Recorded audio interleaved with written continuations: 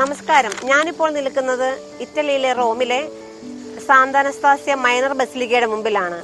നമ്മുടെ ഭാരതത്തിന്റെ പ്രഥമ വിശുദ്ധയായ വിശുദ്ധ അൽഫോൻസാമയുടെ തിരുനാൾ ഇന്നിവിടെ അത്യാഘോഷപൂർവ്വം ഞങ്ങൾ കൊണ്ടാടുകയാണ്. അതിനായി നമ്മുടെ ഇവിടെയുള്ള പ്രവാസ സമൂഹം, വിശ്വാസി സമൂഹം എല്ലാവരും ഒരുങ്ങിക്കഴിഞ്ഞു. ഇപ്പോൾ തുടങ്ങാൻ പോകുന്ന വിശുദ്ധ കുർബാനയ്ക്കും അതിനുശേഷമുള്ള മറ്റു തിരുക്കർമ്മങ്ങളിലും തുടർന്ന് നടത്തുന്ന കൾച്ചറൽ പ്രോഗ്രാമുകൾക്ക് എല്ലാമായി ഇവിടെ പള്ളിയും പള്ളി അങ്കണവും ഒരുങ്ങിക്കഴിഞ്ഞു. അപ്പം നമ്മുടെ ഇവിടെയുള്ള എല്ലാ വിശ്വാസികളും ആത്മീയ സന്തോഷത്താൽ നിറഞ്ഞാണ് ഈ പള്ളിയിലേക്ക് വന്നുകൊണ്ടിരിക്കുന്നത്.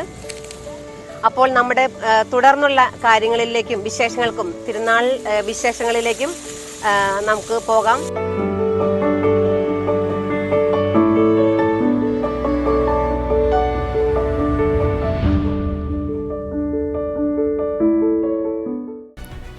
റോമിലെ സീറോ മലബാർ വിശ്വാസികൾക്കായുള്ള സാന്ത അനസ്താസ്യ മൈനർ ബസിലിക്കയിൽ വിശുദ്ധ അൽഫോൻസാമയുടെ തിരുനാൾ ഭക്തിസാന്ദ്രമായി ആഘോഷിച്ചു.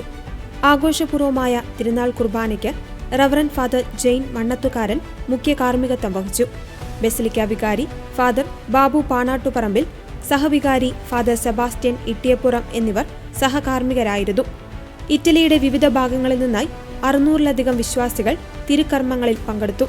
വിശുദ്ധ അൽഫോൻസാമ അംഗമായിരുന്ന ക്ലാര സഭയിലെ സന്യാസിനിമാർ ഉൾപ്പെടെ 50ഓളം സന്യാസിനികൾ ചടങ്ങിൽ പ്രത്യേക ക്ഷണിതാക്കളായി സംബന്ധിച്ചു.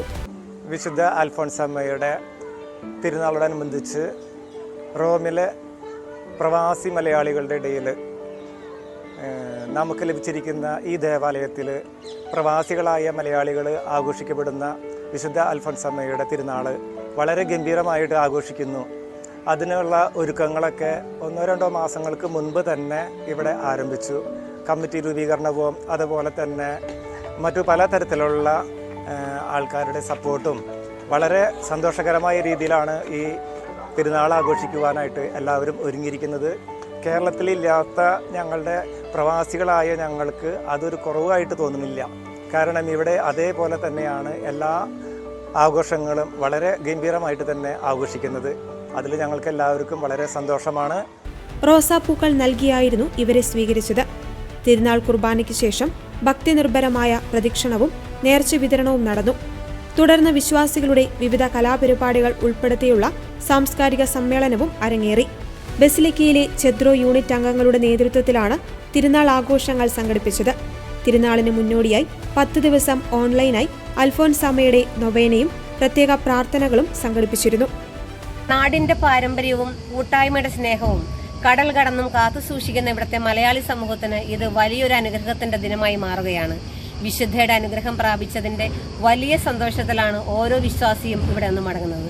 ഗുഡ്നസ് ന്യൂസിന് വേണ്ടി റോമിൽ നിന്നും ജെസ്സി ഡേവിസ്.